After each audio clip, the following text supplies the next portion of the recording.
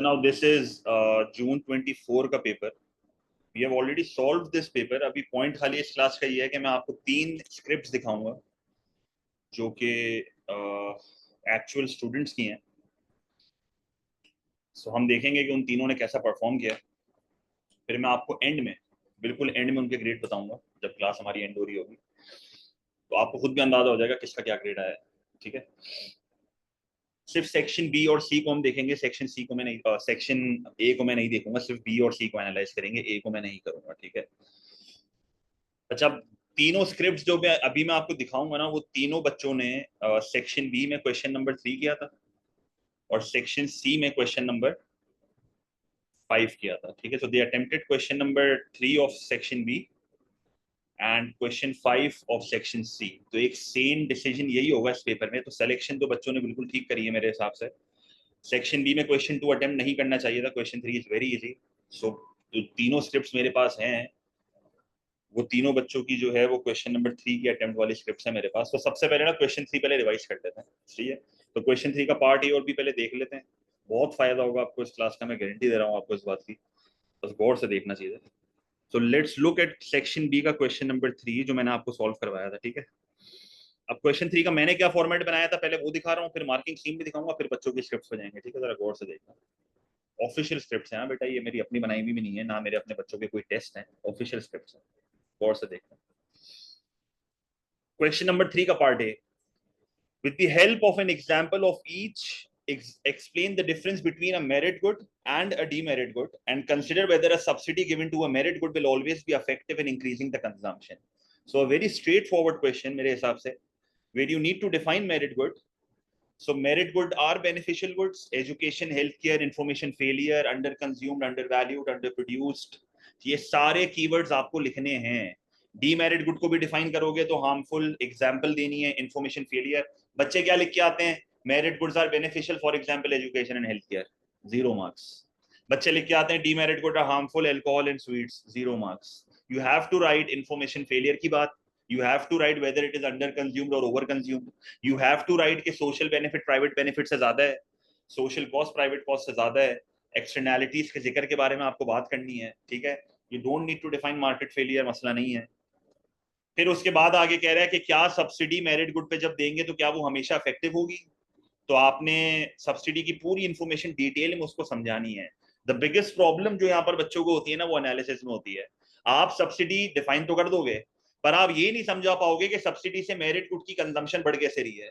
सो आपको ना बहुत टर्मिनोलॉजीज मार्केट फेलियर के पॉइंट ऑफ व्यू से इस्तेमाल करनी है यहाँ पे. You have to mention the word socially optimum level of output. आपको ये बताना है कि जब मेरिट गुड की कंजम्पशन को हम बढ़ा देंगे तो इससे एक्सटर्नल बेनिफिट्स क्रिएट होंगे, पोल्यूशन कम होगा, हेल्थ बढ़ेगा, क्योंकि मेरिट गुड्स आर बेनिफिशियल. तो बताओ कैसे फायदा हो रहा है. फिर एक बेनिफिट बताओ कि subsidy is a cheaper option as compare to direct provision. Diagram बनानी है जिसपे सब्सिडी में आप सप्लाई को राइट पर शिफ्ट करके दिखाओगे. अब इस सवाल में कंज्यूमर बेनिफिट, प्रोड्यूसर बेनिफिट, ये सब शो करने की जरूरत नहीं है. मैंने आपको 100 बार बोला है मार्केट फेलियर के क्वेश्चन में, you don't need to mention these things. Disadvantage में आप अपॉर्चुनिटी कॉस्ट और प्रोड्यूसर में not pass on the benefit में से दोनों में से कोई एक लिख सकते थे. और इवैल्यूएशन में फिर आपने कोई ऑल्टरनेटिव पॉलिसी इंट्रोड्यूस करनी है कि असल मसला लैक ऑफ इंफॉर्मेशन है, तो सब्सिडी से आप चीजें सस्ती तो कर दोगे, इवन फ्री भी कर दो.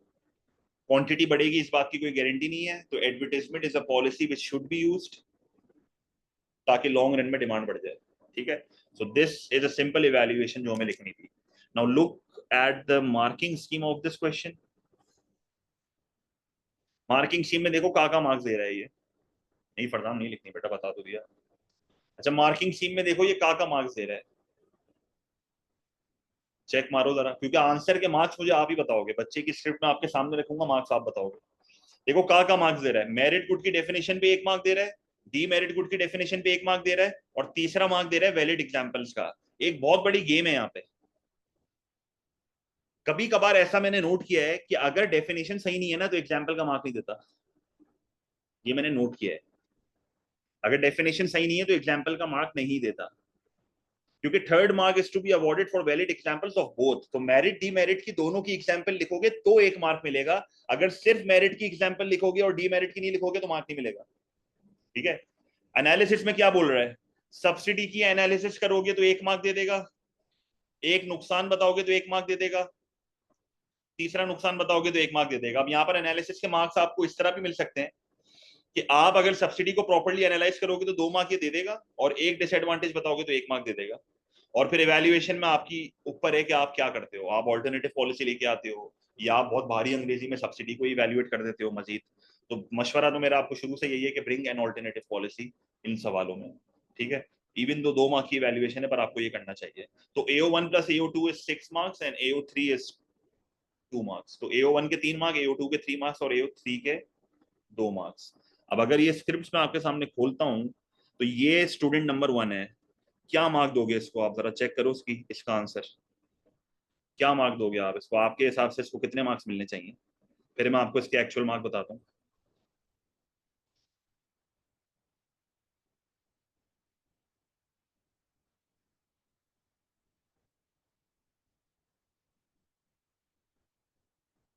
चलो ये करने से भी पहले पहले मेरा आंसर देख लेते हैं, जरा एक चीज देख लो। चलो पहले मेरा आंसर देख लो, 3A का मेरा आंसर देख लो पहले। आपने रीड तो वैसे कर लिया होगा, मैं फिर भी आपको अपना आंसर वापस दिखा देता हूँ। मेरिट और डीमेरिट को पहले डिफाइन करा, ठीक है। मेरिट और डीमेरिट को डिफाइन करा, दोनों की एग्जाम्पल दी, ठीक है, दोनों की एग्जाम्पल दी, सब्सिडी का ग्राफ बनाया, पूरा डिटेल में सब्सिडी उसको समझाया, फिर एंड में अपने आंसर को एक डिसएडवांटेज दिया सब्सिडी का और फिर उसको इवैल्यूएट कर दिया, ठीक है। थोड़ा सा लंबा आंसर है, अगर शॉर्ट भी कर लोगे तो इतना मसला नहीं है, पर you need to mention everything, you need to define properly, you need to explain this diagram along with your analysis properly, you need to give a disadvantage। 8 mark के क्वेश्चन भी टू साइडेड हो गए भाई, ये मैंने आपको हर सवाल में बताया है कि आपको लिखना है डिसएडवांटेज, और फिर इवैल्यूएशन में एक नई पॉलिसी लाके कंपेयर कर दो। वापस अब इसकी स्क्रिप्ट खोल रहा हूँ, मैंने पहले ही आपको बोल दिया था ये आंसर रीड कर लो, अगर आपने नहीं करी ना तो बेटे फिर आपने बेवकूफी करी है, पहले ही बता दिया था तभी। Now look at this answer, बताओ कितने मार्क्स दोगे, 8 में से कितने मिलने चाहिए? This is script 1।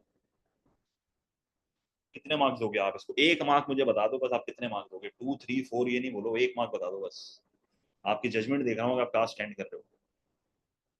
खान ने एग्जैक्टली प्रॉपर मुझे मार्क्स बताए, सिर्फ खान ने सही मार्क्स बताए। If you have used your diagram in your answer then you will get the marks for the diagram, ठीक है।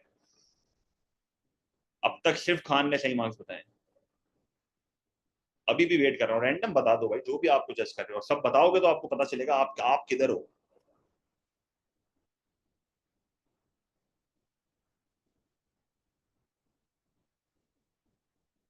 अलवीना बहुत करीब है इसके मार्क्स के, खान ने एग्जैक्टली सही बताया है। देखो खान सेड मैक्सिमम 1 मार्क्स, जो कि बिल्कुल सही कह रहे हैं, मैक्सिमम 1 मार्क्स। 1 मार्क मिला है इस बच्चे को, और बताओ 1 मार्क कहाँ मिला है इसको? ये 2 एग्जाम्पल उसने दे दी, बस इस चीज का 1 मार्क मिला है इसको, खत्म। बाकी सब कचरा है, बाकी सब एक्चुअली कचरा है ना। इसने डायग्राम सही से एनालाइज, देखो डायग्राम बना के छोड़ दी, डायग्राम बना के छोड़ दी, डायग्राम को आंसर से लिंक भी नहीं करा। अब आप बोलते हो फिर डायग्राम के मार्क्स देगा? अब भाई अगर आपने डायग्राम आंसर में यूज ही नहीं करी और अनशन आप सीधे समझा रहे हो, कुछ मार्क नहीं देगा भाई। आप जरा एक चीज नोट करो, इसने डायग्राम कैसे समझाई है, ये इसकी डायग्राम की एक्सप्लेनेशन है, जरा चेक मारो क्या लिखा है इसमें, मतलब ये एक्चुअली क्या लिखना चाह रहा है इसको भी नहीं पता। किस तरह मार्क्स मिलेंगे इसको? एक्सप्लेनेशन में पूछा था कि मेरिट गुड की कंजम्पशन बढ़ानी है थ्रू सब्सिडी, इस बंदे ने डीमेरिट के फालतू में एनालिसिस करा है, तो इस पैराग्राफ का तो कोई पॉइंट ही नहीं था। ये असल इसका पैराग्राफ था और ये असल इसका पैराग्राफ था, दोनों को मैसअप करा है इसने, दोनों को मैसअप करा है इसने, कुछ लिखा ही नहीं है। डिमांड, प्रॉफिट्स, ये सब देखो यूजलेस इंफॉर्मेशन है। फिर एक तरफ कह रहा है कि सब्सिडी से अवेयरनेस बढ़ेगी, मतलब क्या कहना चाह रहा है, ये अवेयरनेस का तो कोई लेना देना नहीं है। अब जब आपका AO2 में 0 है, AO1 में आपके 1 मार्क है, मतलब आप एक्चुअली अगर देखो तो ही गॉट AO1 में 1 मार्क, AO2 में ही गॉट 0, एंड जाहिर सी बात है फिर AO3 भी 0 होगा। AO3 में क्या लिखा है इसने? In order to conclude subsidy is a solution in the short run, but if consumers are not using are not willing to pay due to lack of awareness, there will be no change in demand। ना इसने कोई alternative policy दी, ना इसने अपने answer को सही से conclude करा। कहीं ना कहीं इसकी इवैल्यूएशन में कुछ अच्छी बात तो है, पर क्योंकि इसका ऊपर का आंसर इतना बेकार था, एग्जामिनर ने यहाँ भी मार्क्स नहीं दिए। सही है, तो ये इसका 1 मार्क है। अब ये स्क्रिप्ट 2 देखो जरा, स्क्रिप्ट 2 में क्या मार्क्स हो गया? अब इसकी राइटिंग आपको शायद समझना है, मुझे तो ऐसा लगता है इसकी राइटिंग में भी मार्क आया है ये, पर मैं ऐसा कुछ लिखा नहीं था, ऐसा कुछ लिखा नहीं था कि इस बच्चे के राइटिंग के मार्क्स कटे। ठीक है, रीड करने की कोशिश करो, अगर आप कर सकते हो तो करो स्क्रिप्ट 2, वरना मैं थोड़ा बहुत रीड करके दिखा दूंगा। जूम करके देख लो, जूम का ऑप्शन आपके पास होता है। 1 मिनट दे रहा हूँ और फिर इसके मार्क्स बताओ मुझे।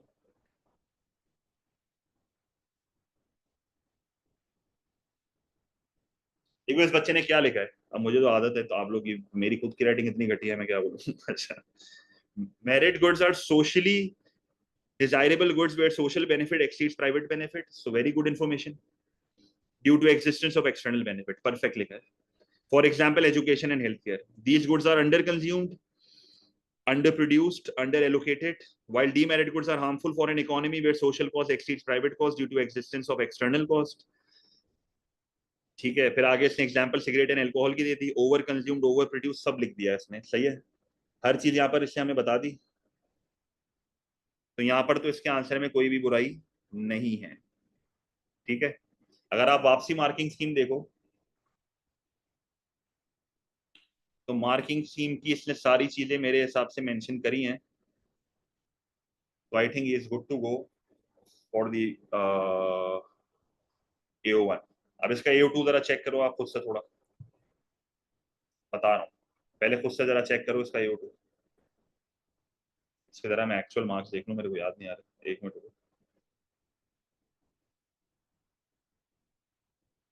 मैं अपनी तरफ से मार्किंग नहीं कर रहा ना भाई।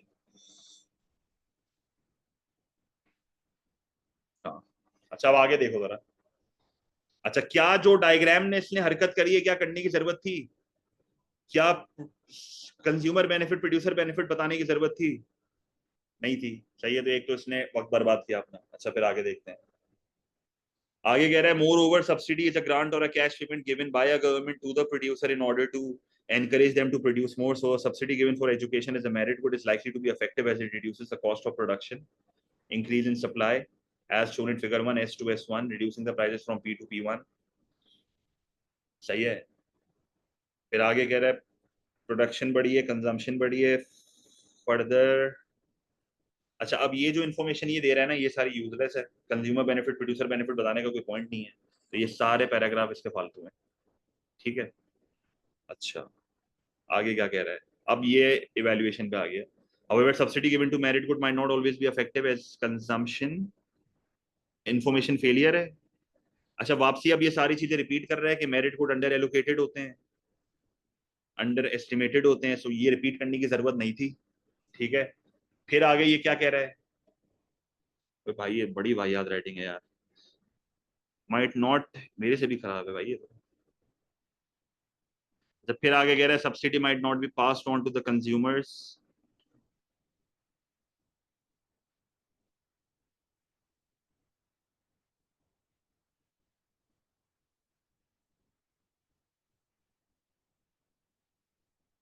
अच्छा, अब इसके सवाल में ना एक गड़बड़ है, मैं आपको गड़बड़ बताता हूँ, गड़बड़ क्या है।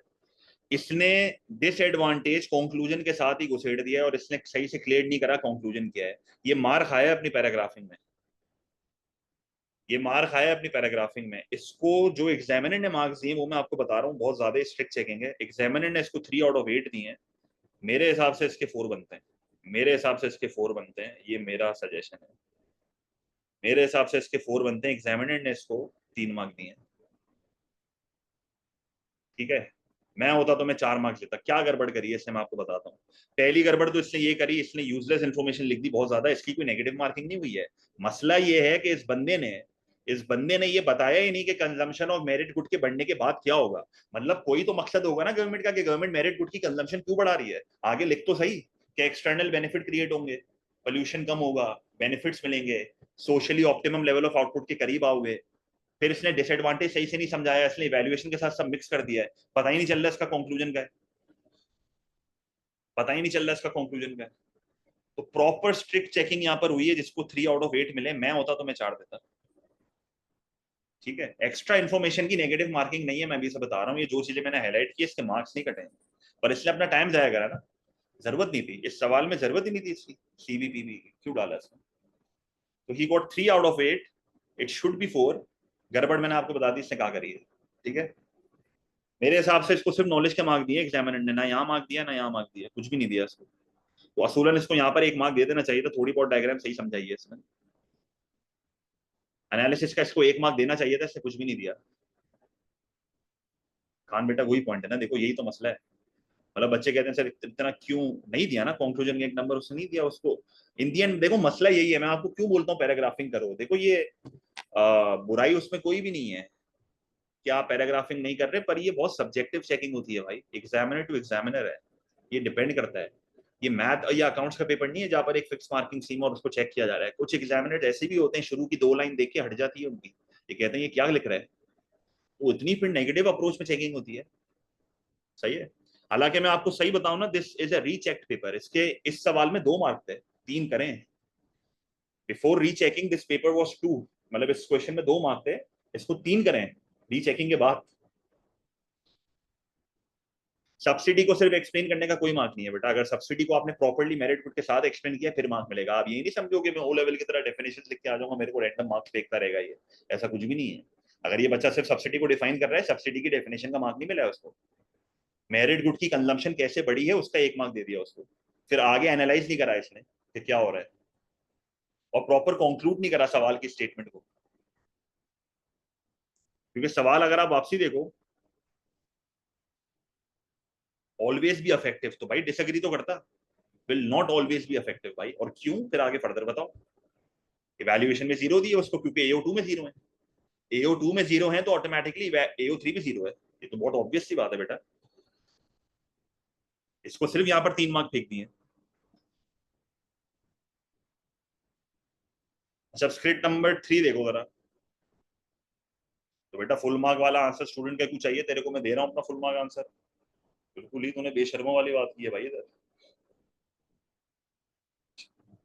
ये चेक करो जरा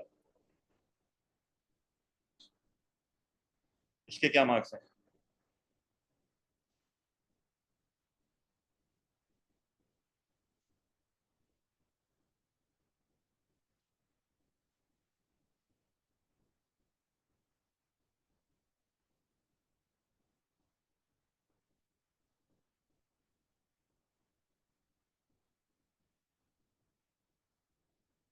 इतनी सब्जेक्टिव चेकिंग है ना, आप शॉक हो जाओगे इसके मार्क्स से। बताओ अपने मार्क्स बताओ जरा।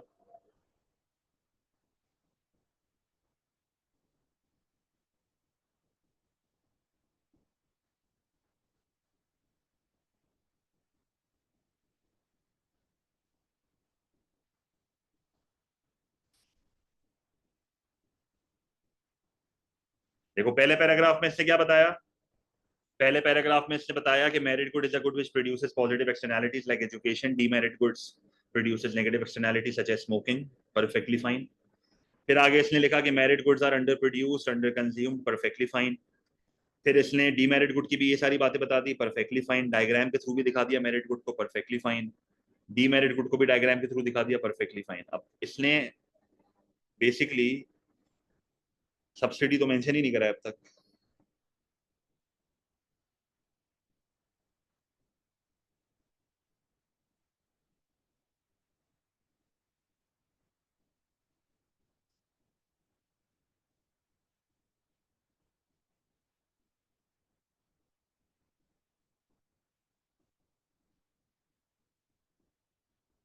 अब देखो इसके साथ क्या करा है,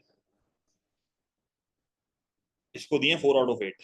अब क्या रीजन है 4 आउट ऑफ 8 की, क्यों 4 आउट ऑफ 8 दिए इसको, ये बता दो जरा आप। AO1 में कितने मार्क्स हैं इसके, इसके AO1 में कितने मार्क्स हैं। अब ये एक सब्जेक्टिव चीज आ गई है जो कि मेरी बात से कॉन्ट्रडिक्ट कर रही है जो मैंने अभी 5 मिनट पहले बोली है, यही मसला है। 3 मार्क्स हैं इसके AO1 में, क्या इसको AO2 का कोई मार्क मिला है और AO3 का कोई मार्क मिला है, इसको 1 मार्क और किधर मिला है।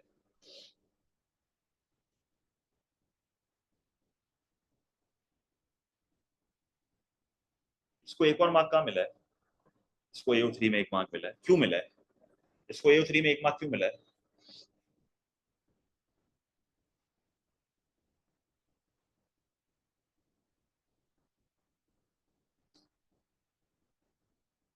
इसने सवाल की स्टेटमेंट को मद्देनजर रखते हुए बता दिया।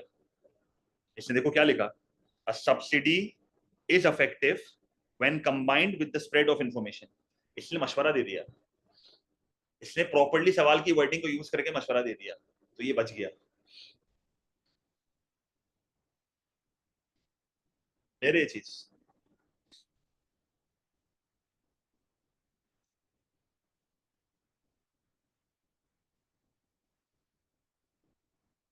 तो मसला। ठीक है, तो ये आपके था क्वेश्चन नंबर 3 का ए। मैंने वही बोला ना, मेरी ही अपनी बात से ये कॉन्ट्रडिक्ट कर रहा है, पर इसने बहुत परफेक्टली इवेल्युएशन को करा है, परफेक्टली इसने इवेल्युएट करा है, और इतनी परफेक्शन से करा है कि असूलन अगर ये अच्छा लिखता ना AO2 तो इसको दो दो दो के दो मिल जाते हैं। क्योंकि इसके AO2 में गड़बड़ है, क्योंकि इसके AO2 में गड़बड़ है, तभी इसको इवेल्युएशन में एक दिया। अगर इसका आंसर ऊपर अच्छा होता ना, इसको दोनों मार्क मिल जाते हैं यहाँ पे। देखो आपका इम्पैक्ट तो आता है, आपके AO2 का इम्पैक्ट AO3 पे आता है, क्योंकि आप अपने आंसर को evaluate on the basis of AO1 and AO2 करते हो ना बेटा। आप AO3 में कोई नई चीज थोड़ी लेके आते हो। आप आंसर इवेल्युएशन का मकसद क्या है?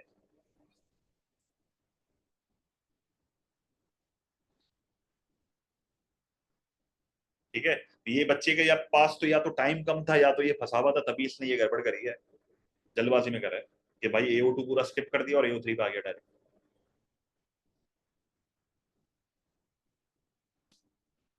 अगर AO2 में ये सब्सिडी की थोड़ी बहुत बात भी कर देना, तो इसको AO2 में AO3 में फुल मार्क्स मिल जाते हैं। ठीक है, तो दिस वाज 3A। तो आपको थोड़ा बहुत यहाँ पर देखो इनकी स्ट्रिक्टनेस का आइडिया होना चाहिए, ये लोग किस तरह मार्क्स काटते हैं। ठीक है, ईमान मेरी तरफ से ठीक है, आपका इशू होगा। सही है। अब अगर हम इसके 3B पे है ना, जरा चेक करो 3B की है। अब मैं इसको बस इतना ही कर रहा हूँ। वही बादल है, 5-6 डिपेंड करता है ना यार, अब बहुत सब्जेक्टिव चीज है। So now look at the part B of this paper. Part B में क्या कह रहा है? Part B में कह रहा है assess whether fixing a minimum price is likely to be the best policy to reduce the consumption of a demerit good. ठीक है, तो डीमेरिट गुड डिफाइन कर दो तो अच्छी बात है, ऊपर भी करा है, अगर नहीं भी करते तो मेरे हिसाब से फर्क नहीं पड़ना चाहिए। डायरेक्ट मिनिमम प्राइस से शुरू कर दोगे तो मसला नहीं है, मिनिमम प्राइस को प्रॉपर डिफाइन करना है। अच्छा, minimum price to be effective should be above the equilibrium, obvious सी बात है। प्राइस बढ़ेगी कंजम्पशन कम हो जाएगी। अच्छा, बात सारी वही है, प्राइस बढ़ेगी तो कंजम्पशन कम हो जाएगी। आप यहाँ नहीं रोक सकते आप अपने आंसर को, आपको आगे लिखना है कि socially optimum level of output के करीब जा रहे हो। सही है, socially optimum level of output के करीब जा रहे हो। ठीक है, फिर उसके बाद जो है वो आपको लिखना है कि एलोकेशन ऑफ रिसोर्सेज इंप्रूव हो रही है। फिर आपको लिखना है कि you are getting closer to the socially optimum level of output. तो ये सारी बातें आपने करनी है यहाँ पे। ठीक है, फिर डायग्राम जो है आपने ये वाली बनानी है, जिसमें आप मिनिमम प्राइस लगा के कंज्यूमर सर्विस कम करके दिखाओगे, कंजम्पशन कम करके दिखाओगे, तो एक प्रॉपर डायग्राम बनेगा मेरिट गुड का। फिर उसके बाद आपने डीमेरिट कोई मिनिमम प्राइस का कोई एक नुकसान बताना है। फिर आपको कोई एक और पॉलिसी देनी पड़ेगी, क्योंकि जाहिर सी बात है, आप देख लो सवाल में क्या लिखा हुआ है, क्या यही बेस्ट पॉलिसी है, तो you have to mention a different policy. ठीक है, you have to mention a different policy. तो आपने ये एक बताया, तो साथ में आपको एक और पॉलिसी बतानी है। अब या तो आप एडवर्टाइजमेंट बताओ, या तो इनडायरेक्ट टैक्स बताओ। मैंने इनडायरेक्ट टैक्स यहाँ पर क्यों बताया? क्योंकि इवैल्यूएशन मेरी और अच्छी हो जाएगी। इनडायरेक्ट टैक्स मैंने पूरा समझा दिया कि किस तरह टैक्स लगता है, किस तरह सप्लाई कम होती है, इनइलास्टिक डिमांड होती है तो क्वांटिटी कम हो रही है, लोकेशन ऑफ रिसोर्सेज कम हो रही है, socially optimum level of output के करीब जा रहे हो। एक बुराई बता देना। ठीक है, मैंने एडवर्टाइजमेंट का भी ग्राफ यहाँ पर बना दिया, क्योंकि वैल्यूएशन में मैं एडवर्टाइजमेंट को जिक्र करूंगा। अगर आप as a student minimum price के साथ लैक ऑफ इन्फॉर्मेशन वाली पॉलिसी भी ले लेते तो कोई मसला नहीं होता, कोई मसला नहीं होता। ठीक है, कोई मसला नहीं होता। मैंने लिया है क्योंकि मुझे इवैल्यूएशन को और तगड़ा करना था। मैंने इनडायरेक्ट टैक्स का कोई एक बुराई बतानी है, और फिर मैं अपनी इवैल्यूएशन पे आऊंगा। और मेरा सोल्यूशन यहाँ पर पैरेलल पॉलिसी है। ठीक है, मेरा सोल्यूशन यहाँ पर पैरेलल पॉलिसी है।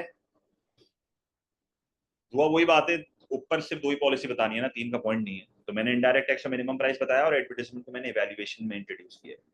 तो पैरेलल पॉलिसी, इनडायरेक्ट टैक्स और एडवर्टाइजमेंट लगाओ, टैक्स रेवेन्यू जमा करके एडवर्टाइजमेंट पे लगाओ, और मिनिमम प्राइस को बिल्कुल रद्द कर दो, बोलो मिनिमम प्राइस लगानी नहीं चाहिए। क्योंकि मिनिमम प्राइस और इनडायरेक्ट टैक्स को अगर कंपेयर करें तो indirect tax is a better policy. क्योंकि मिनिमम प्राइस में आपको कोई टैक्स रेवेन्यू थोड़ी मिल रहा है, इनडायरेक्ट टैक्स का कम से कम टैक्स रेवेन्यू तो मिल रहा है। प्राइस तो दोनों बढ़ा रहे हैं। अगर तुम्हें प्राइस ही बढ़ानी है तो मिनिमम प्राइस क्यों लगा रहे हो? इनडायरेक्ट टैक्स से काम कर लो, मसला थोड़ी है कोई। ठीक है, तो इस तरह आपने ये पूरा उसको समझाया। मार्किंग स्कीम में देखो किस तरह मार्क्स दे रहा है ये।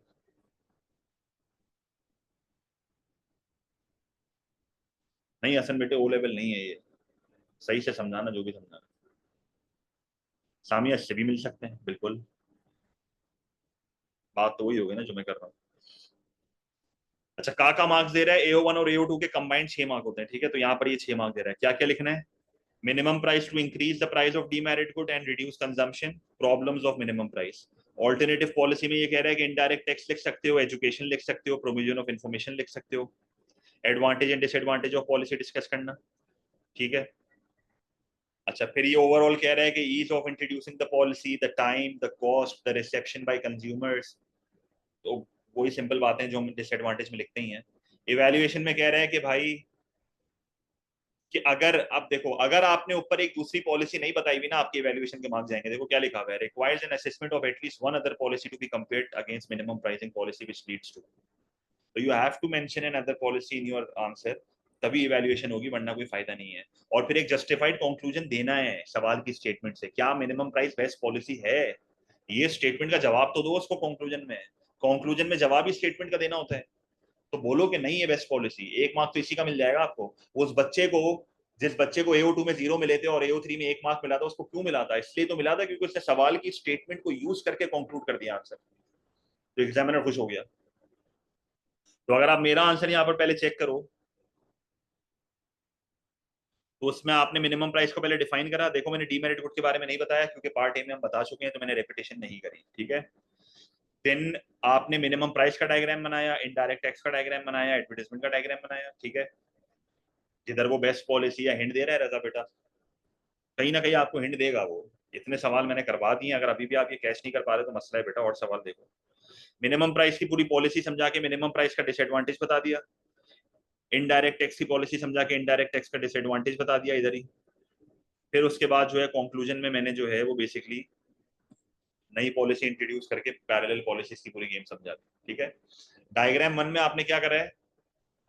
डायग्राम 1 में आपने जो है वो मिनिमम प्राइस लगा के प्राइस को बढ़ाया है, कंजम्पशन को कम करा है, पर मसला ये है कि क्वांटिटी सप्लाइड भी बढ़ जाती है तो मार्केट में सरप्लस हो जाता है।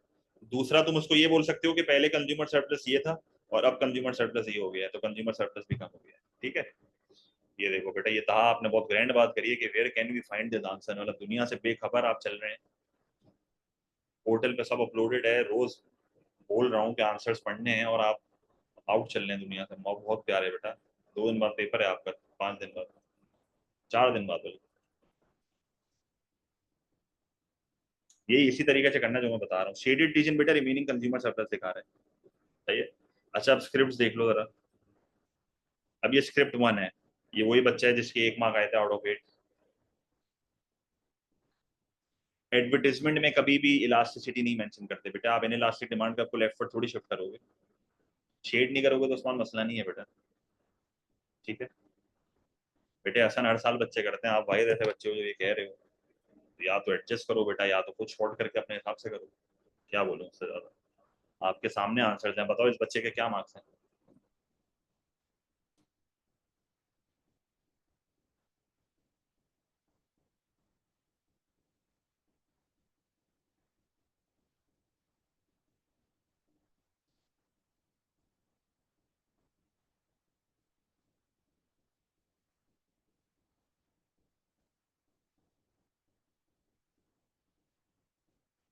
नहीं जावेद, मसला नहीं होना चाहिए अगर आपने बाकी एनालिसिस सही करना।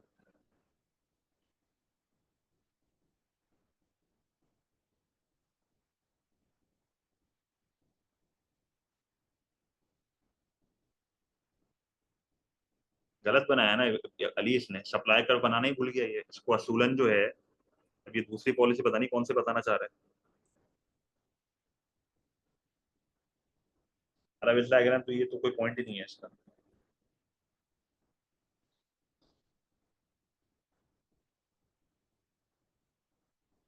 इस बच्चे को 3 आउट ऑफ 8 मिले हैं।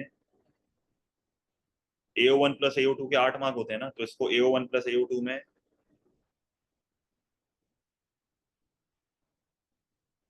8 मार्क मिले और इवेल्युएशन में 0 मिले।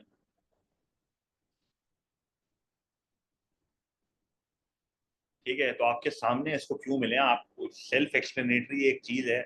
इस बंदे ने ना मिनिमम प्राइस को डिफाइन सही नहीं करा, फिर इसने जो है वो फालतू में ये वाली चीज बताई है, बताने की जरूरत नहीं थी। ठीक है। फिर डायग्राम में भी थोड़ा बहुत मसला एक्यूरेट नहीं है। आगे ये लिख रहा है कि भाई मिनिमम प्राइस लगा रहे हैं क्योंकि टैक्स रेवेन्यू बढ़ेगा, और अजीब अजीब बातें लिख रहा है, कंफ्यूज है ये बहुत ज्यादा, ये इनडायरेक्ट टैक्स समझ रहा है इसको। तो कुल मिला के इसको 3 मिले आउट ऑफ 12। सही है। बेटा मिनिमम प्राइस कहाँ से सही बताइए, मिनिमम प्राइस में क्या टैक्स रेवेन्यू मिलता है? फिर साथ में एजुकेट पीपल वाली पॉलिसी भी ले आया है ये, मतलब ऑल ओवर द प्लेस है आंसर। ये डायग्राम पता नहीं क्या बनाई है, कोई पॉइंट नहीं था इसका। एजुकेशन की ऑल्टरनेटिव पॉलिसी ये बताना तो चाह रहा है, पर अगेन कुछ खास इसने नहीं बताया ना, पॉलिसी के डिसएडवांटेजेस इसने बताए हैं। ठीक है। चाहे वैल्यूएशन में क्या करें, in order to conclude a minimum is not the best policy as producer will suffer loss and start to black marketing which will be harmful for an economy, therefore best way to would be advertisement and educating consumer regarding demerit good consequences। अब देखो वही बात है ना, कुछ समझ नहीं आ रहा क्या लिख रहा है ये। सही है।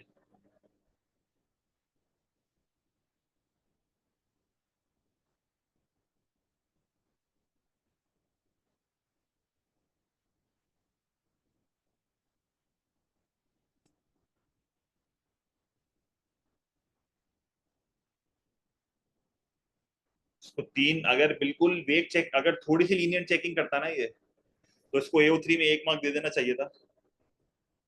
अगेन ये बहुत स्ट्रिक्ट रहा है और उसने इवेल्युएशन का 1 भी मार्क नहीं दिया उसको। 1 मार्क देना चाहिए मेरे हिसाब से, पर उसने 1 भी नहीं दिया उसको।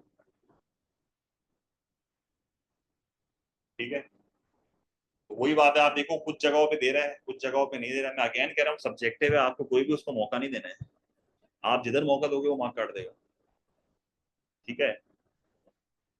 अच्छा फिर स्क्रिप्ट अगर आप 2 देखो, जिस बच्चे की राइटिंग खराब है बहुत ज्यादा, तो ये तो बिल्कुल ही आउट जा रही है राइटिंग इसकी, तो बड़ी आंखें दुखा रहा है यार ये। अच्छा इसने जो है पहले मिनिमम प्राइस को डिफाइन करा है। ठीक है। ये परेशान तो नहीं होता बेटा, अगर परेशान होता तो इस राइटिंग पे वो लाजमी ये चीज लिखता कि मसला है, पर उसने पढ़ा है ना, मुझसे भी पढ़ा जा रहा है, ऐसा नहीं है कि नहीं पढ़ा जा रहा। तो इशू नहीं, और आपकी राइटिंग तो वैसे भी ठीक है, हमने बड़ा टेंशन नहीं है। इसका मतलब ये नहीं है कि आप कीड़े मकोड़े मजीद बना के आओ पेपर में।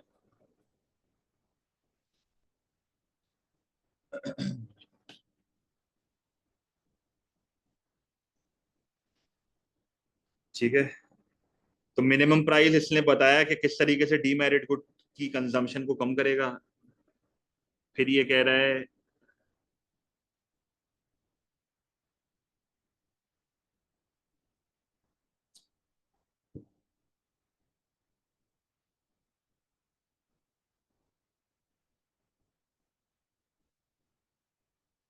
अच्छा डिसएडवांटेज मिस कर दिया इसने।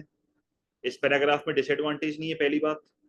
इस पैराग्राफ में इसने ये नहीं बताया हुआ कि किस तरीके से एक्सटर्नल कॉस्ट कम हो रही है। इसने ये नहीं बताया कि डीमेरिट गुड की कंजम्पशन होगी तो कम होगी तो इसका बेनिफिट क्या है। सही है।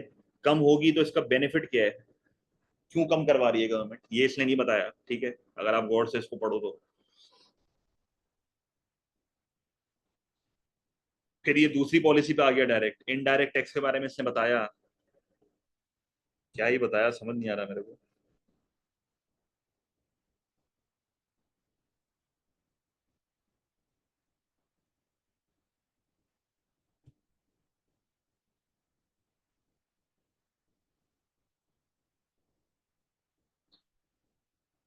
अच्छा ये करने की जरूरत उसको वैसे थी नहीं, CBPB वापस उसने वही हरकत करी है, नहीं थी जरूरत।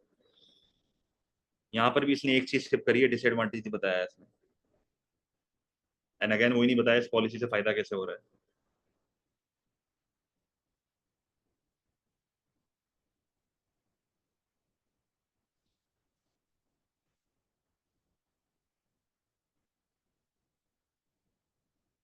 तो इवैल्यूएशन बुरी नहीं है इसकी, कितने मार्क्स मिलेंगे इसको जरा बताओ। इवैल्यूएशन बुरी नहीं है, इवैल्यूएशन में से इनडायरेक्ट टैक्स और मिनिमम प्राइस की बुराई बताइए, असूलन इसको ऊपर बताना चाहिए था। देखो ये बच्चा गलती क्या कर रहा है, ये बच्चा गलती ये कर रहा है कि इसने अपने आंसर में ऊपर इनडायरेक्ट टैक्स और मिनिमम प्राइस की बुराई नहीं बताई, ये इवैल्यूएशन में बुराइयां बता रहा है। भाई इवैल्यूएशन में आपको 2 पॉलिसीज को कंपेयर करना होता है, ये कंपेयर नहीं कर रहा है। ठीक है, ये बुराइयां बता रहा है।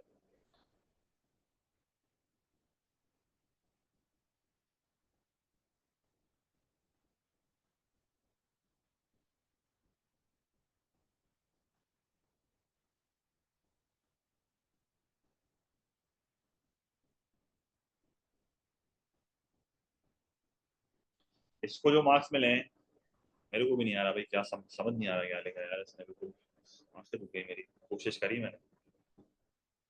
अभी असल में क्लास भी चल रही है ना, अगर सुकून से मैं पढ़ूंगा तो समझ आए।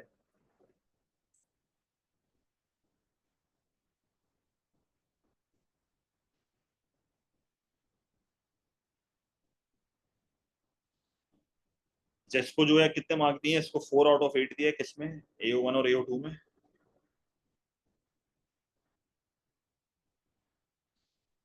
और 2 आउट ऑफ 4 दिया AO3 में। इसके 6 आउट ऑफ 12। मेरे हिसाब से वो मार्किंग सही करी है बिल्कुल, इसकी मार्किंग बिल्कुल ठीक है। इवैल्यूएशन में अगेन ये थोड़ा स्ट्रिक्ट किया है।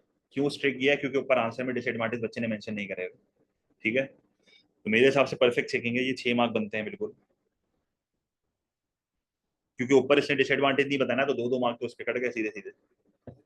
फिर वो पॉलिसी के बता भी नहीं रहा कि पॉलिसी कैसे एक्सटर्नल कॉस्ट कम कर रही है और असल में बेनिफिट क्या हो रहा है, सिर्फ कंजम्पशन कम करके छोड़ना थोड़ी है। और फिर इवैल्यूएशन में ये बुराइयां बता रहे हैं और प्रॉपर्ली कंपेयर नहीं कर रहा, तभी इसके 2 मार्क कटे हैं। और ऊपर इसने डिसएडवांटेज नहीं मेंशन करे ना, तो ये उसमें मार्क आ गया है। ठीक है,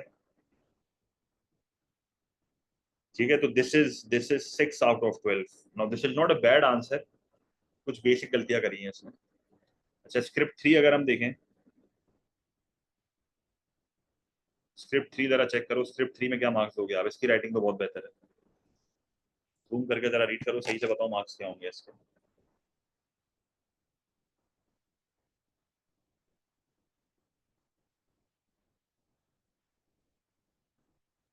नहीं, पिछला सवाल परफेक्टली सेट है अंदर बेटे, ये अपनी जाम दिल चाह रहा है वहां नहीं काट रहा, बिल्कुल सही काटा है। देखो, it will always be subjective. मेरी चेकिंग शायद कोई और गलत बोलेगा, मैं किसी और की गलत बोल रहा हूँ, क्योंकि एक फिक्स पैटर्न है ही नहीं ना बेटा। अगेन, ये मैथ और अकाउंटिंग का पेपर नहीं है जहाँ आपकी MS फिक्स्ड है। बस इस फिगर सही है तो मार्क दे दो, नहीं है तो काट दो। तो आपको कोई मौका नहीं देना उसको, आप पैराग्राफिंग ठीक करो, आप डेफिनेशन सही करो, याद करो, डायग्राम प्रॉपर बनाओ, एनालिसिस प्रॉपर करो, इवैल्यूएशन को बिल्कुल अलग रखो अपने आंसर से। डिसएडवांटेज ऊपर आंसर में लिखो, फिर एंड में कंपेयर करके अपने आंसर को कंक्लूड करो। ये स्टेप्स बेसिक फॉलो नहीं हो रहे हैं बच्चों के। कितनी थ्योरी आ जाती है बेटा अकाउंटिंग में, ये बिल्कुल इतनी ही थ्योरी आती है, बिल्कुल ही तू लंबी फेंक रहे हैं।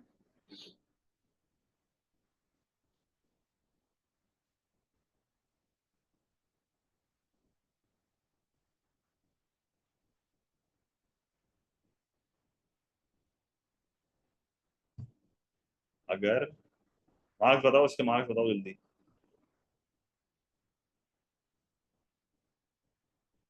बेटा हमजा बनानी है ना, वही तो मैं बोल रहा हूँ, आप कटते नहीं है, मिलते हैं भाई, अगर आप एनालिसिस में इस्तेमाल करोगे इसको।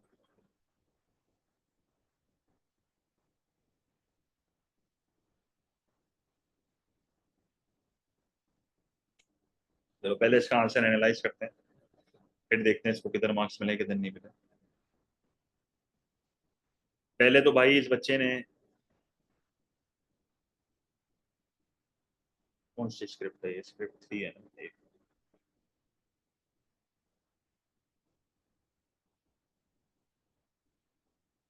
अच्छा, इस बच्चे ने पहले मिनिमम प्राइस को डिफाइन करा है।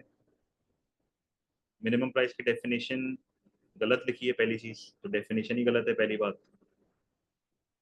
फिर एक डायग्राम बनाई है मिनिमम प्राइस की, जो कि कुछ हद तक ठीक है।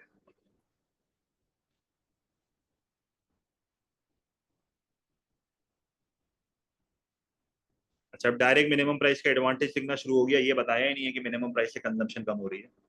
ये उसने बताया ही नहीं है कि मिनिमम प्राइस से कंजम्पशन कम हो रही है, डायरेक्ट बोल रहा है कि हेल्थ बेनिफिट्स होंगे, ये होगा वो होगा, भाई ये तो लिखते कंजम्पशन कम हो रही है। फिर आगे लिख रहा है कि मिनिमम प्राइस से प्रोड्यूसर ज्यादा रेवेन्यू कमाएंगे, जॉब्स क्रिएट होंगी, कैसे क्रिएट होंगी भाई, मल्टीप्लायर इफेक्ट क्रिएट होगा। सेंसलेस बातें हैं सारी, बिल्कुल घटिया पैराग्राफ। ये पहला पहला भी कट गया, दूसरा भी कट गया। डायग्राम ठीक है, पर डायग्राम का कोई मार्क नहीं है if you're not analyzing properly. Another advantage of minimum price is that it discourages young people to try demerit goods. The high prices will mean that the consumers will be able to protect themselves from the detriments of demerit goods. सही है, चलो ये paragraph कुछ हद तक ठीक है, 1 mark मिलेगा। On the other hand, minimum price large number of disadvantages.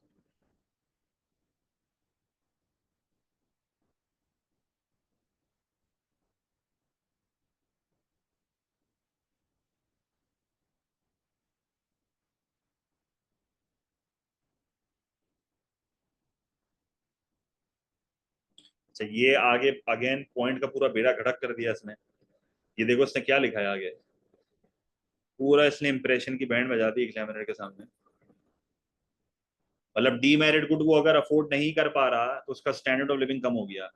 ये इतनी वेग स्टेटमेंट है जो कि हटा देगी एग्जामिनर की। ये लिख क्या रहा है, मतलब आप अगर सिगरेट नहीं पी पा रहे तो आपका लिविंग स्टैंडर्ड कम हो रहा है। सोच समझ के लिखना है बेटा। ये पूरा पॉइंट जाया कर दिया इसने ये आखिरी की वजह से। बिल्कुल सही लिख रहा था ये कि एडिक्टिव नेचर है, डिमांड में इतना चेंज नहीं आएगा, इसका मतलब consumer will be paying higher prices, larger proportion of income इनका जा रहा होगा। सही बातें कर रहा है, आगे पूरा पॉइंट बर्बाद कर दिया इसने। इतनी अजीब सी बात लिख दी है। ठीक है, जरगम लिख सकते हैं। फिर एक और डिसएडवांटेज लिख रहा है कि ब्लैक मार्केट होगी। ठीक है, अब आगे क्या लिख रहा है, ये government doesn't buy the remaining stock. अब why will the government buy the remaining stock भाई? ये बफर स्टॉक का स्कीम तो एग्रीकल्चर में होता है भाई। ठीक है, तो पॉइंट नहीं है यहाँ पे अगेन। आगे लिख रहा है गवर्नमेंट स्पेयर स्टॉक नहीं खरीदेगी, ब्लैक मार्केट। पूरा पैराग्राफ गलत है। Another disadvantage is the opportunity cost of government monitoring the minimum price to make sure producers are following the rules. चलो ये कुछ हद तक सही पैराग्राफ है। In conclusion, minimum price is not usually effective at reducing consumption of a demerit good due to inelastic। यहाँ पर भी इसने यही बात करी है, रिपीट कर रहा है। सही, रेपिटेशन हो रही है, रिपीटेशन यहाँ पर सेम बात है। अब इस बंदे ने ऑल्टरनेटिव पॉलिसी बताई ही नहीं है, इवैल्यूएशन में कैसे मार्क्स मिलेगा? मैंने आपको एमएस में दिखाया, उसने लिखा हुआ है you need to compare this with other policy. बेटा दानियल क्यों, वही तो मैंने बोला, डीमेरिट गुड में अगर आपकी इनकम का बड़ा हिस्सा जा भी रहा है तो आप बेवकूफ हो ना, आप क्यों स्पेंड कर रहे हो?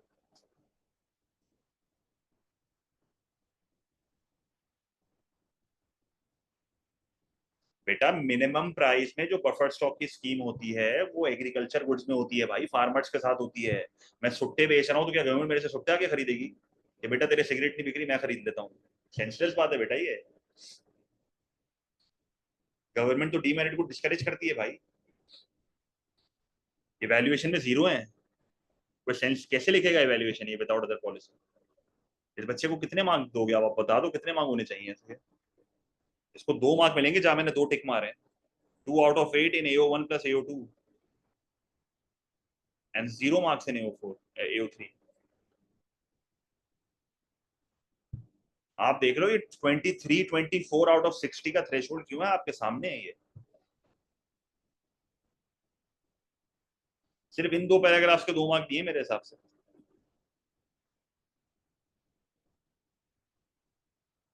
तो अनसेंड बात है, आप लिख के नहीं आ सकते। आपको लगता है ना मैं कुछ भी लिख दूंगा तो मुझे मार्क्स मिल जाएंगे, नहीं मिलेंगे। ओ लेवल का पेपर नहीं है आपका ये। मॉडल आंसर्स किसी वजह से दिए हैं आपको। अगर आप नहीं पढ़ रहे, अभी भी वक्त है आपके पास। डेफिनेशन याद नहीं कर रहे, नहीं देगा रैंडम। देखो यहाँ क्या लिखा है ये, minimum price is the form of price control implemented by the government. तो भाई ये तो पता है, मकसद तो बताओ क्या है। ठीक है, अच्छा अब जो है, अच्छा now we are moving to section C of this paper. अब सेक्शन सी में अगर हम देखें तो हमारे पास बच्चों ने क्वेश्चन 5 किया है और सही भी किया। क्वेश्चन 4 में सर्कुलर फ्लो ऑफ इनकम का डायग्राम वाला सवाल था, तो मेजोरिटी बच्चों ने छोड़ दिया होगा ये, हालांकि पार्ट 20 का बड़ा आसान है। 5 में ये कह रहा है explain what is meant by protectionism and consider the effectiveness of using tariff as a method of protectionism. A very easy question. ठीक है बेटा, साथ में दूसरी पॉलिसी होगी तो 2 मार्क्स मिलेंगे, वरना फायदा नहीं है। बी में कह रहा है हमदा बेटा अगेन कोई फिक्स नहीं है, 12 में से 12 भी आ सकते हैं भाई, आते हैं बच्चों के। अब हमारे पास जो स्क्रिप्ट आती है ना वो उन बच्चों की आती है जो रीचेक करवाते हैं। अब एक बच्चे के अगर ए आया हुआ है उसकी स्क्रिप्ट तो नहीं मंगवाऊंगा ना मैं।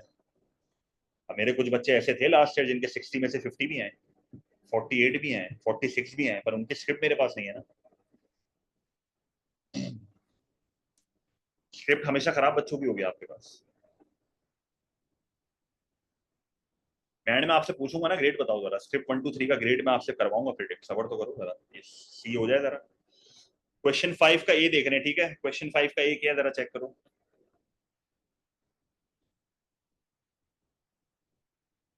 5 का ए चेक करो। 5 के ए में कह रहा है explain what is meant by protectionism and consider the effectiveness of using tariffs as a method of protectionism. कह रहा है what is meant by protectionism और बताओ effectiveness of using tariff as a protectionism. So pros and cons both बताने और फिर में end में इफेक्टिवनेस बतानी है। So you defined protectionism, tariff को डिफाइन करा, टैरिफ का ग्राफ बनाया, वर्ल्ड प्राइस बढ़ा के दिखाई, इंपोर्ट्स कम हो गए। सही है, पेपर ऑलरेडी कर चुके हैं।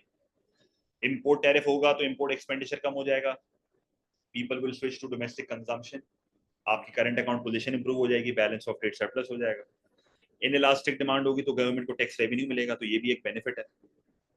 ठीक है, पर एक तरह से नुकसान भी है क्योंकि फिर इंपोर्टेड कंजम्पशन में इतना कोई फर्क नहीं पड़ रहा है। ये सारी बातें आपने बता दी।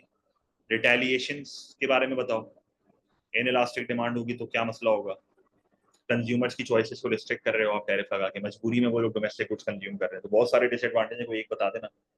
इवैल्यूएशन में लिखा हुआ है overall it depends on PD. तो tariff can protect local industries in the short term but if use for too long they may reduce the incentive for firms to become more efficient. Their effectiveness also depends on how import demand responds. If demand is inelastic, tariffs won't reduce imports much. So tariffs work best as a temporary support, not a long-term solution.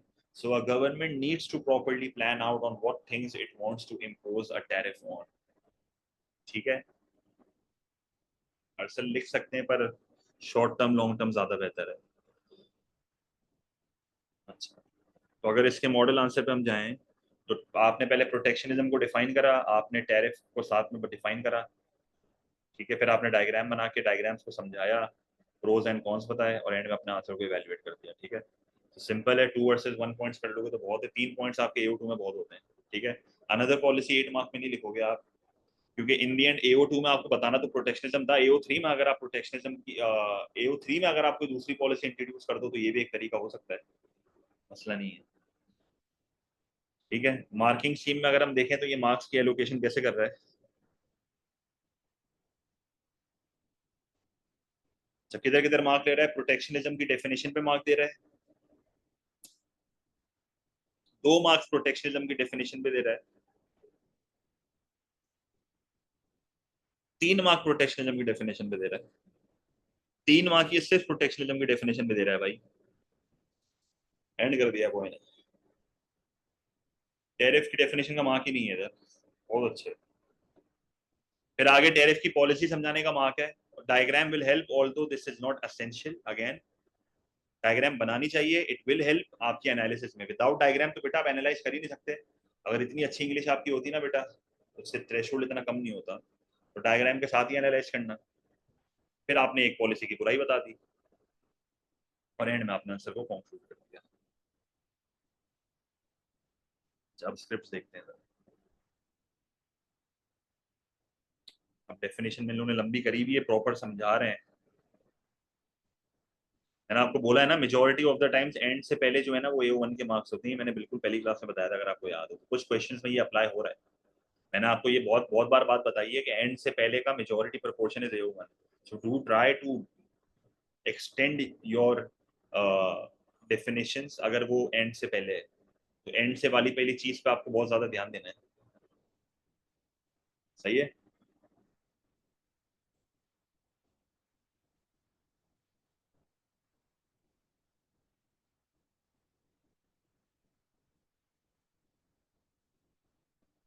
अब देख लो जरा script आप, 5 की A, ये पहले बच्चे की है,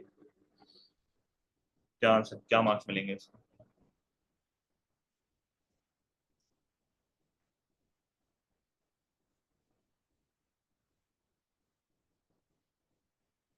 बेटा उमेश आपको फॉर्मेट सिखाया गया, मतलब ये आ गया ना, आपने कोई वाहियात सवाल पूछा है।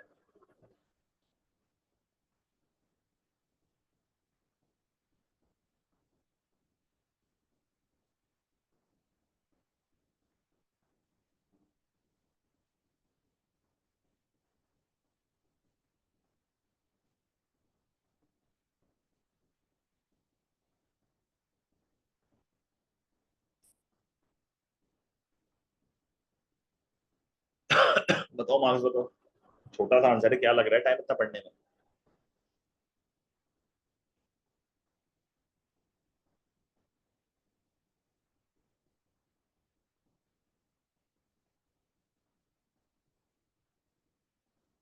प्रोटेक्शनिज्म की डेफिनेशन गलत।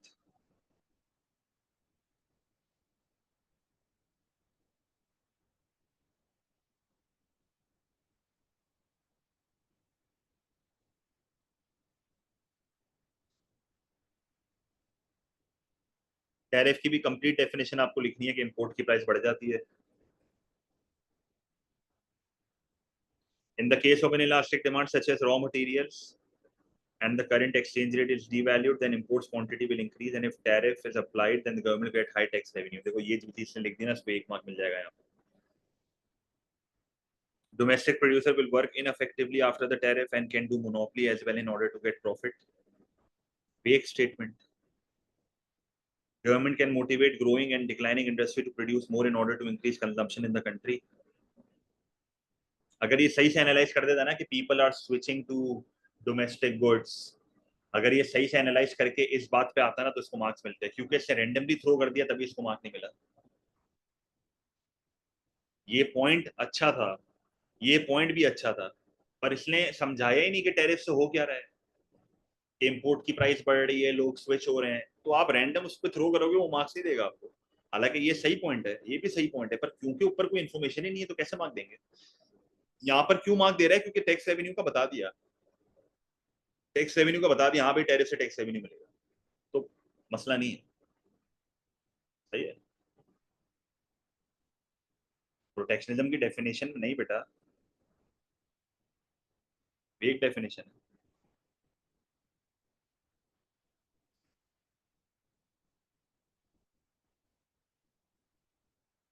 कहाँ लिखा है? नहीं है, कोई मार्क नहीं मिलेगा। प्रोटेक्शनिज्म की ये डेफिनेशन थोड़ी है कि टू रिस्ट्रिक्ट इंपोर्ट्स। प्रोटेक्शनिज्म में तो आप सब्सिडीज भी देते हो, एक्सपोर्ट सब्सिडीज, ये भी प्रोटेक्शनिज्म है। प्रोटेक्शनिज्म का मतलब होता है to protect the domestic industries.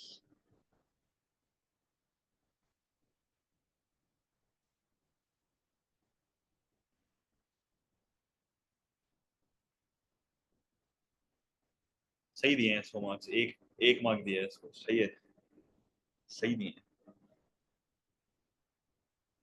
गलत कुछ भी नहीं है इसमें, 1 मार्क बिल्कुल ठीक है।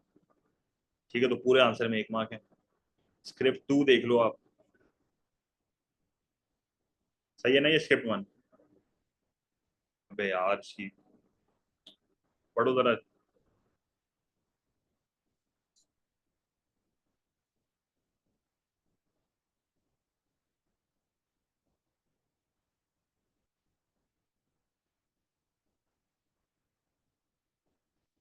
यार इसकी राइटिंग को सलाम है यार।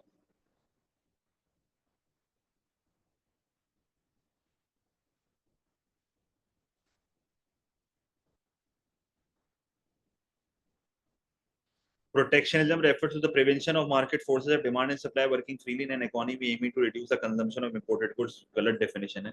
Tariff is the tax levied by a government as the imports of goods and services. It is, पर tariff की definition का तो ये मार्क ही नहीं दे रहा है, लिखी definition बेहतर है, सही है, बुरी नहीं है।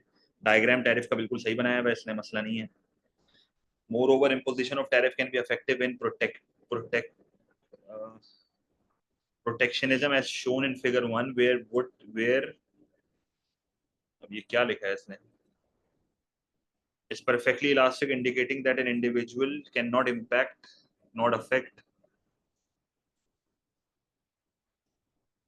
Currently, the price is PW.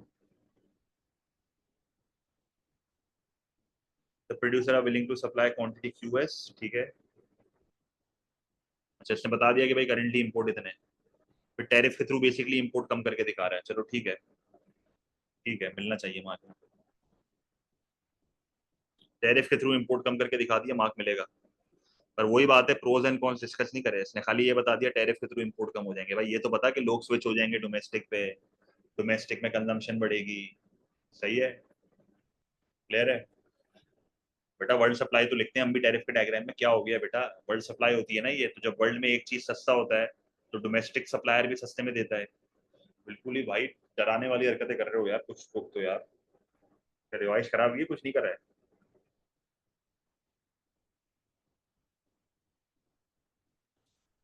However, tariff might not be effective method. It can lead to possible retaliation from other countries. बिल्कुल सही लिखा है.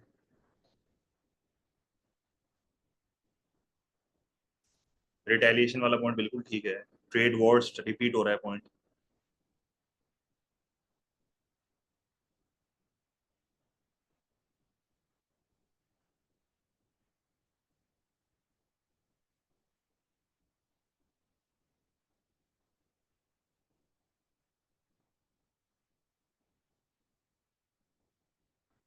यार अब देखो, ये इसने बहुत अच्छी चीज लिखी है पर इसका क्रेडिट इसको पेपर में नहीं मिला है.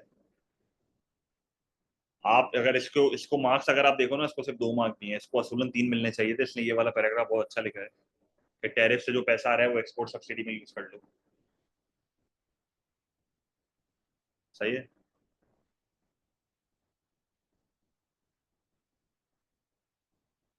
ठीक है, तो इसको असूलन एक और मार्क मिलना चाहिए था यहाँ पे, पर इसको नहीं दिया है. 2 आउट ऑफ 8 है इसके. ठीक है. वर्ल्ड प्राइस तो यहाँ पर आता है ना बेटा, PW यहाँ पर है, यहाँ पर तो वर्ल्ड सप्लाई आता है ना. ठीक है, तो इसको 1 मार्क यहाँ गलत काट दिया, बाकी ओवरऑल मार्किंग सही हुई है इसकी. तो ये बच्चा एक गड़बड़ बस कर रहा है अपने हर आंसर में. तो ये वैल्यूएशन में डिसएडवांटेज बता के मिक्सिंग कर रहा है बहुत ज्यादा. आपकी वैल्यूएशन बिल्कुल आइसोलेटेड होनी चाहिए फ्रॉम द आंसर. और आंसर में एडवांटेज डिसएडवांटेज कंपेयर करो और फिर एंड में इवेल्युएट करो. जस्ट स्क्रिप्ट 3 देख लो, इसको कितने मार्क्स दोगे. फिर आखिरी क्वेश्चन है, फिर मैं आपको ग्रेड बताता हूँ.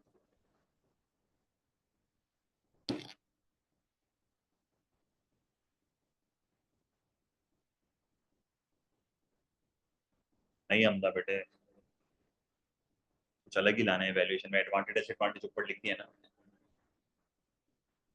ये मतलब वो पागल थोड़ी एग्जामिनर.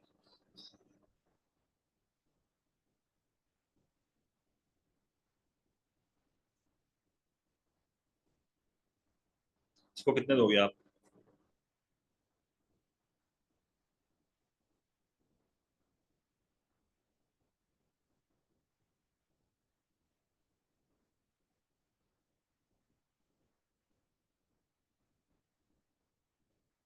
इसको डेफिनेशन में 1 मार्क दिया है, क्यों दिया है.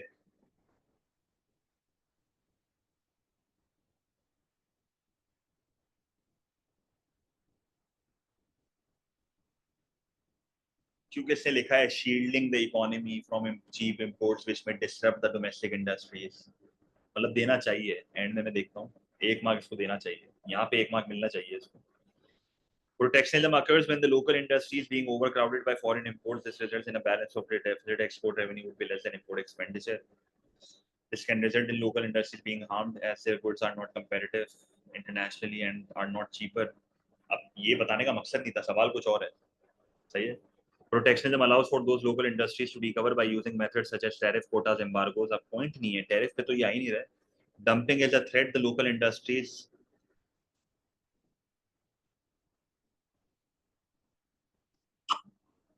कहीं भी टैरिफ तो बताया नहीं इसने. इसको मैं अगर आपको सही बताऊं ना, इसको 1 मार्क ही दिए, मुझे लग रहा है डेफिनेशन का 1 मार्क दिए.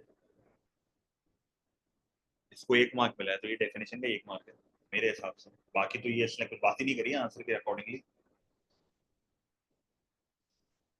सही है.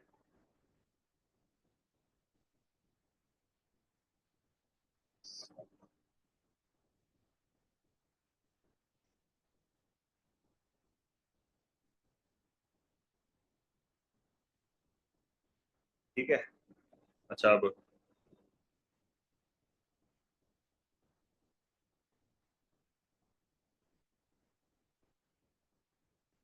5B पे आ जाते हैं, आखिरी सवाल है. अच्छा, 5B पे क्या कह रहा है. नहीं ना, नहीं बेटे नहीं, जस्टिफिकेशन थोड़ी पूछी थी इसने. टैरिफ अफेक्टिव होगा या नहीं होगा ये पूछा था.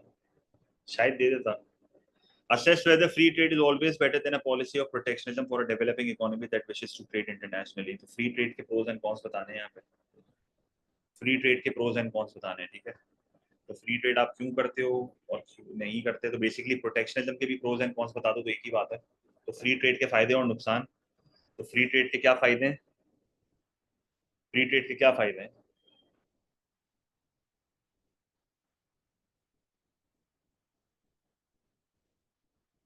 फ्री ट्रेड के क्या फायदे हैं?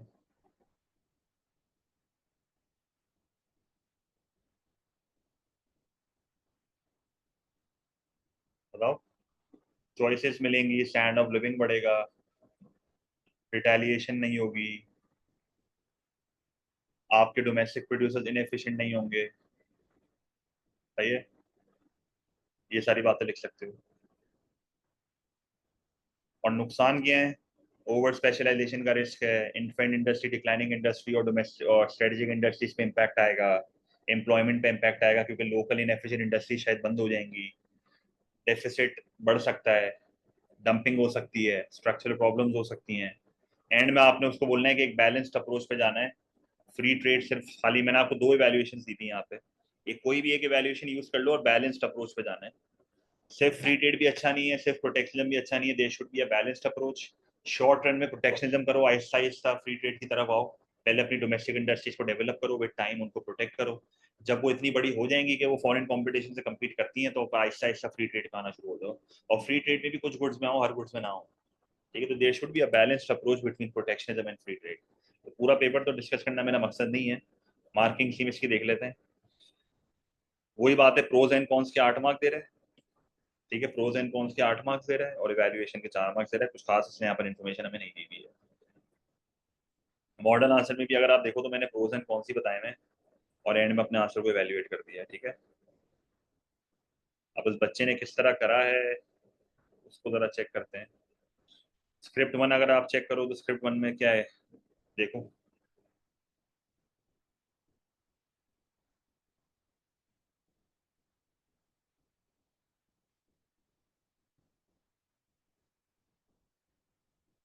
नहीं नहीं सर, उस्मानी एक ही पॉइंट है, इंडस्ट्री पॉइंट एक ही पॉइंट है। कितने मार्क्स हैं बताओ उसको, जल्दी जल्दी, आखिरी क्वेश्चन है बेटा, एक्टिव रहो थोड़ा, लास्ट नहीं बन जाओ।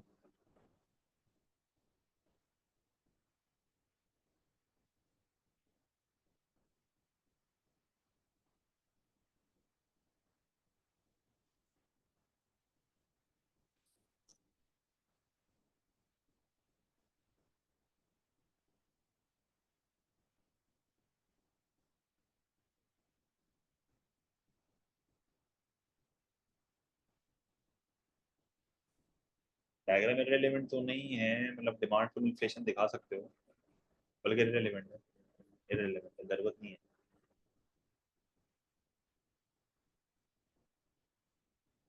तो, अच्छा।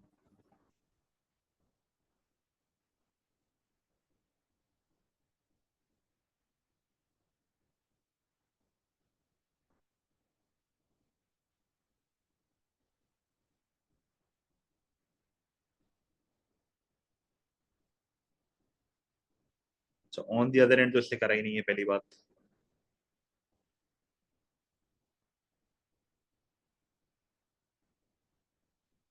प्रोटेक्शनिज्म के फायदे बताना शुरू हो गया, ये टैक्स रेवेन्यू मिलेगा टैरिफ से। गलत पॉइंट है ये।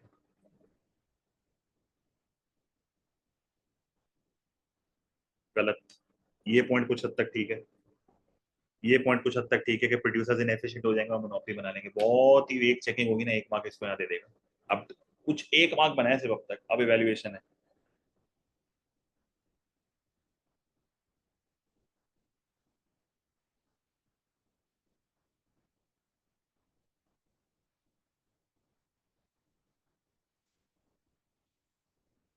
नहीं बनता है इवेल्युएशन में, कोई मार्क नहीं बनता, बहुत ऑफ है। डंपिंग का कुछ लिख देता है या कोई ऐसी अच्छी चीज लिख देता तो मार्क्स मिल जाते हैं, मतलब बहुत ही अजीब सी वेक बात करी थी कुछ, कुछ इधर मार्क्स नहीं बनेंगे मतलब। इसको एक दिए मैं, सही है, बिल्कुल सही है। इसको एक दिए मैं।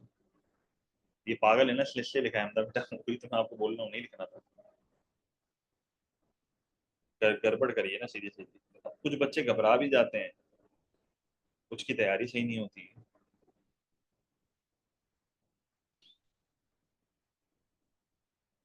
1 मार्क आया आउट ऑफ 12।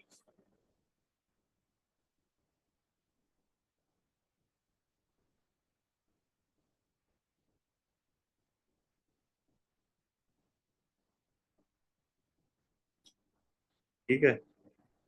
अच्छा, स्क्रिप्ट 2 देखो जरा। अबे यार इसका मैं नहीं देख रहा यार, इसको मार्क्स में बता रहा हूँ डायरेक्ट आपको, 3 आउट ऑफ 8 मिले हैं इसको AO1 और AO2 में, और 1 आउट ऑफ 4 मिले हैं AO3 में। ठीक है,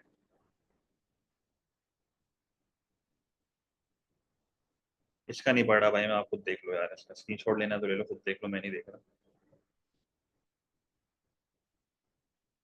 अच्छा 3 देख लो जरा, 3 का क्या है? खाना बता तो दिया, 4 आउट ऑफ 12 है ना, 4 आउट ऑफ 12 है। ये देख लो, इसको कितने मिलेंगे?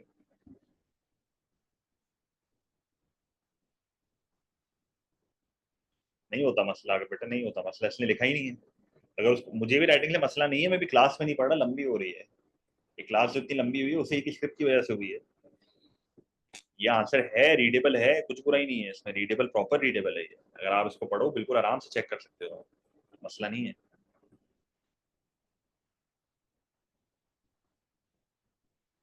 अच्छा इसने फ्री ट्रेड के बारे में लिखा,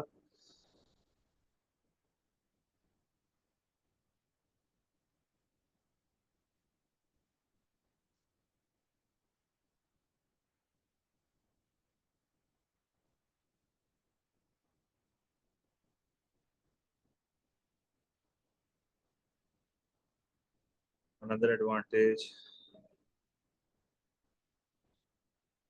ठीक है इसका 1 मार्क है, ये वाला भी कुछ हद तक ठीक है।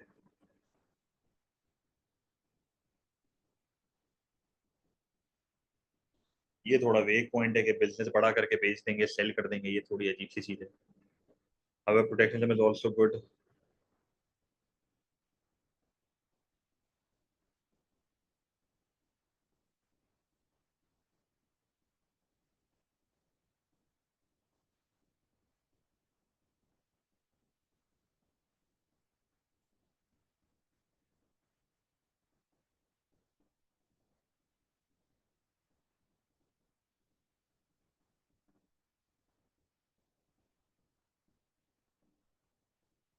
ये भी ठीक है वैसे, मसला नहीं है,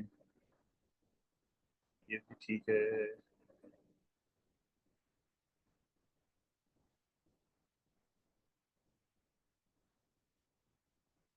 ये थोड़ा मसला है। अब ये बेसिकली, ये थोड़ा अजीब सा पॉइंट है क्योंकि अब ये अजीब सी इसने बात शुरू कर दी है, तो आउट हो गया आंसर से, मतलब इसको यहाँ पर भी 3 तो इसके बन गए हैं। मैं डायरेक्ट पहले कंक्लूजन पढ़ लूँ 1 मिनट।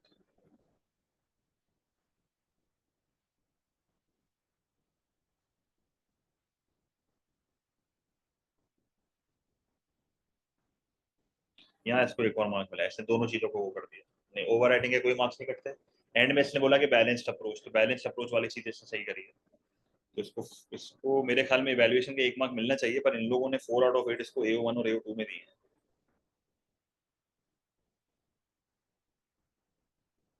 और 0 आउट ऑफ 4 दिए हैं इसको AO3। AO3 में 1 मार्क मिलना चाहिए मेरे हिसाब से, और नहीं दिया इसको AO3 में।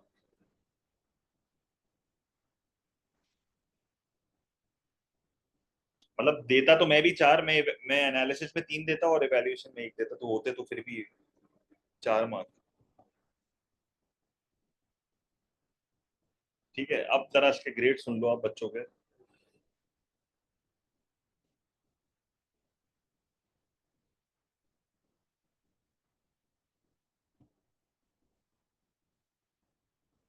अच्छा जो स्क्रिप्ट 1 थी,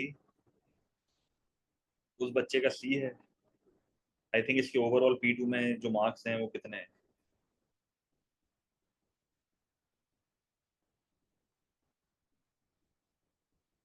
1 मिनट।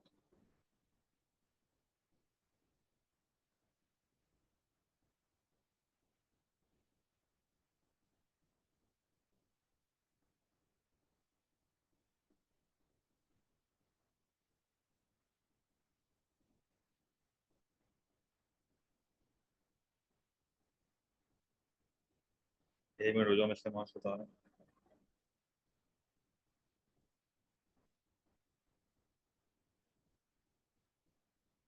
अब मैंने सेक्शन है आपके साथ नहीं देखा है, मैं फिर भी इसके ओवरऑल मार्क्स आपको बता रहा हूँ। इसके जो है वो 12 हैं out of 60। Script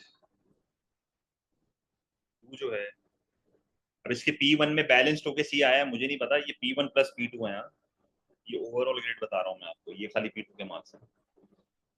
script to जो थी ना उसका ग्रेड ए था, स्क्रिप्ट टू जो थी उसका ग्रेड ए था।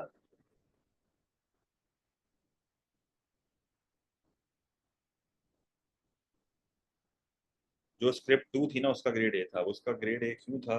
इसके मार्क्स थे 23/60, जिसकी राइटिंग समझ नहीं आ रही थी। अब ये अगेन P1 प्लस P2 था, पर इसके जो P2 के मार्क्स है ना वो 23/60 है।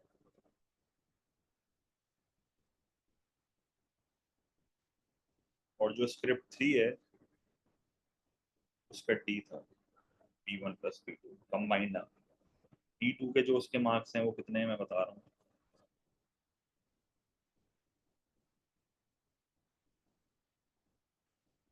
14/60। अब आप एक चीज नोट करो, इस बच्चे के 12 हैं 60 में से और इसके 14 हैं 60 में से, पर इसका सी और इसका डी है, तो इसका मतलब इस बच्चे ने अपना ग्रेड P1 से उठा लिया है।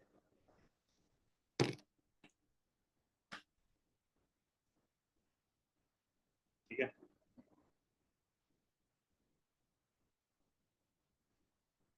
समझ आई?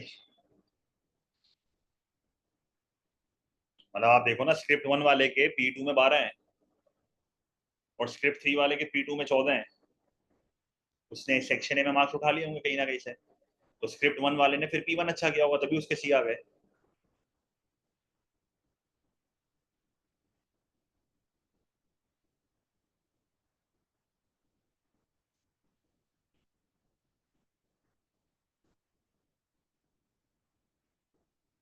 मॉडल आंसर दिए मैंने, असल उसी से रेफर कर बेटा, बहुत कॉन्ट्रिडिक्टिंग होते हैं।